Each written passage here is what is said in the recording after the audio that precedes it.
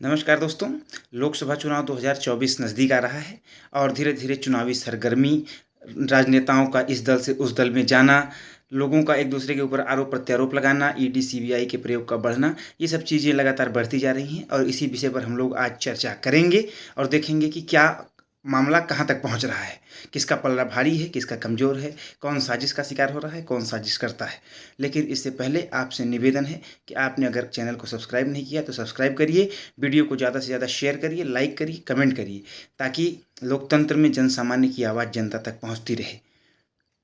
और जो लोग ये सोच रहे हैं कि कोई उनके विरोध में आवाज़ उठाने वाला नहीं है, उनको भी ये बात का आभास रहे कि लोकतंत्र है और जब तक लोकतंत्र है, लोग अपनी आवाज़ आप तक पहुंचाते रहेंगे, क्योंकि भारत के संविधान में संप्रभु जनता है। हम भारत के लोग भारत को संपूर्ण प्रभुत्व संपन्न सर्वशक्तिशाली राष्ट्र बनाने के लिए कृत संकल्पित हैं और भारत के लोगों में ही सारी शक्ति अंततः छिपी हुई है।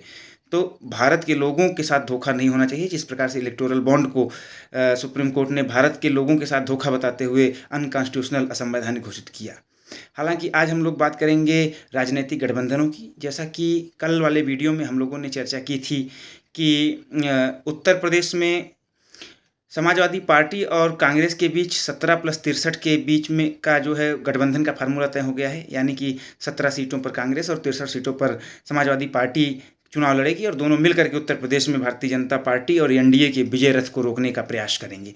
हालांकि राजा भैया से भी समाजवादी पार्टी के प्रदेश अध्यक्ष नरेश पटेल उनके आवास पर पहुंच करके उनसे राज्यसभा चुनाव में उनके लिए वोट करने की बात कही और साथ ही साथ लोकसभा चुनाव पर भी चर्चा हुई। सुनने में ये भी आ रहा है कि अखिलेश यादव ने फ़ोन पर राजा भैया से काफ़ी देर तक बातचीत की और काफ़ी सकारात्मक माहौल रहा बातचीत के दौरान।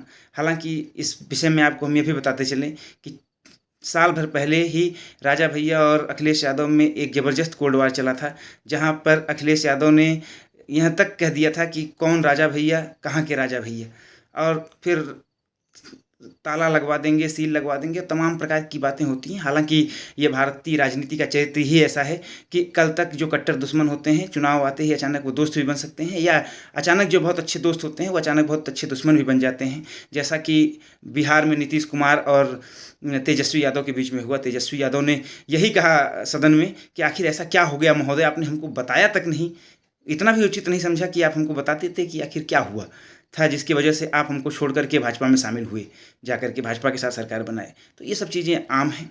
हालांकि एक और बात ये भी है कि दिल्ली से भी राहुल गांधी और कांग्रेस के लिए एक अच्छी खबर है कि दिल्ली में 9 सीटों में से 5 सीट पर आम आदमी पार्टी और 4 सीट पर कांग्रेस चुनाव लड़ेगी। ऐसा गठबंधन का फार्मूला तय हो चुका है, ऐसा सूत्रों से खबर है। और अगर जिस समय इस बात की घोषणा हो जाएगी, निश्चित तौर से कांग्रेस के लिए काफ़ी राहत भरी सांस होगी और भारतीय जनता पार्टी के लिए बैटल थोड़ा मुश्किल रहने वाला होगा।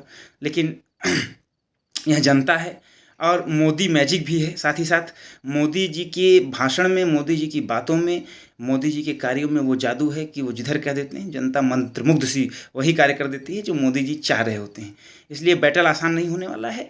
फिर भी उनके लिए विपक्ष को मजबूत बनाए रखने की थोड़ी कवायद अच्छी हो गई है। हालांकि पंजाब में अभी भी ये सस्पेंस बना हुआ है कि कांग्रेस और आप अलग अलग चुनाव लड़ेंगी, लेकिन दिल्ली के लिए ऐसी खबरें आ रही हैं। तो अगर ये गठबंधन हो जाता है, राजा भैया प्लस केजरीवाल प्लस अखिलेश यादव से तो हो ही गया है, तो निश्चित तौर से कांग्रेस के लिए ये शुभ संकेत हो सकता है।